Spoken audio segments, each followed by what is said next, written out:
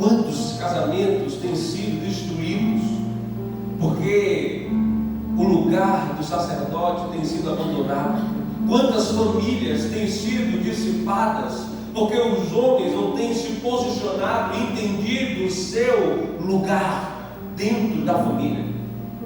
É interessante que o diabo, ele, com uma pequena semente, foi capaz de destruir a primeira família da terra, através da divisão dentro do casamento, do relacionamento conjugal. Enquanto o homem deveria assumir a responsabilidade, enquanto o homem deveria assumir o seu papel como sacerdote e cobrir, cuidar da sua esposa, cuidar do seu casamento, da sua família, a primeira coisa que ele faz quando ele se encontra em uma situação de confronto é culpar a sua esposa. Quantas vezes isso acontece dentro do lar? Por causa da falta de comunicação, porque algo aconteceu, um sempre quer culpar o outro, as pessoas sempre querem achar alguém que foi culpado, mas não tem a capacidade de assumir a responsabilidade de cuidar da sua casa. Mas o Senhor, Ele não nos deixa ao léu. É interessante que quando Adão e Eva pecam, aparentemente a humanidade está perdida, porque a palavra de Deus vai dizer que nós somos incapazes de pagarmos pelo nosso pecado, mas Deus já havia preparado a abundância de vida para que nós desfrutássemos. É interessante que o Senhor Jesus, Ele também é o exemplo perfeito, que Ele mostra como podemos trazer a restauração e a abundância para a vida conjugal.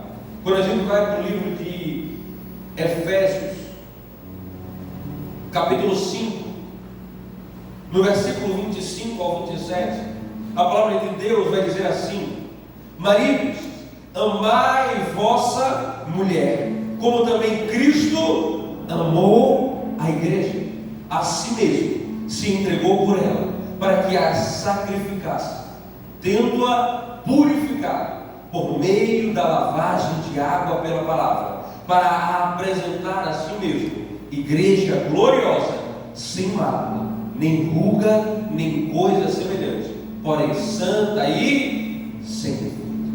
É interessante que a primeira coisa que Cristo vai representar é o sacrifício pela igreja.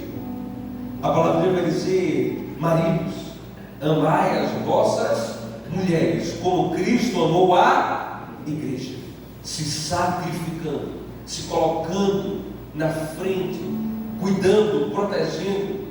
É interessante que muitas vezes a gente sempre ouve, mulheres sejam submissas, mulheres estejam ali, sejam auxiliadoras, sejam isso, sejam aquilo, mas a responsabilidade maior está sobre o sacerdote da casa, de cuidar da sua família, de se colocar como escudo, como cuidador, de ser aquele que está sendo o exemplo para a sua família.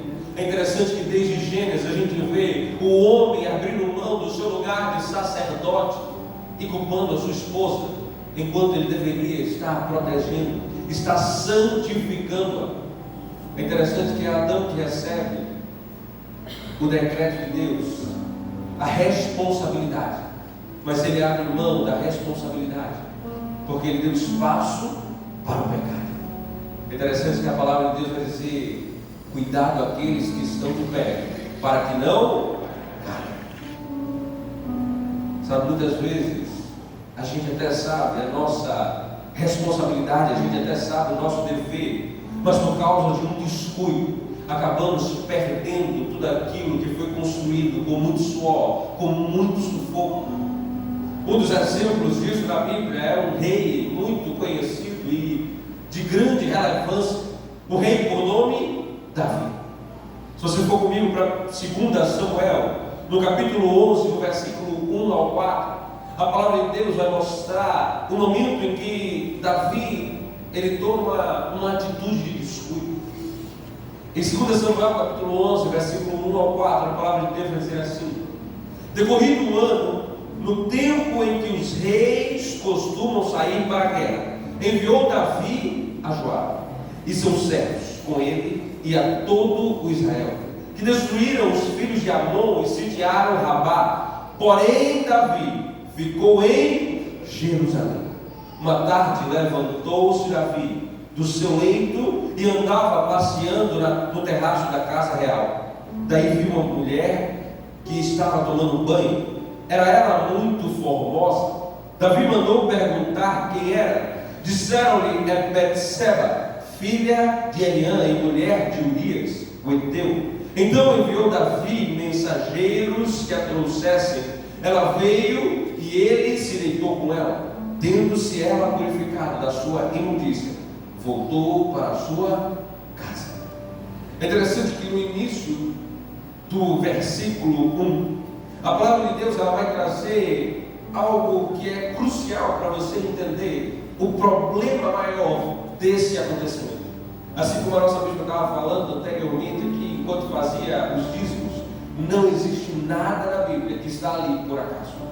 Deus é intencional com cada palavra, com cada maneira de organizar as informações que estão na sua palavra, porque a palavra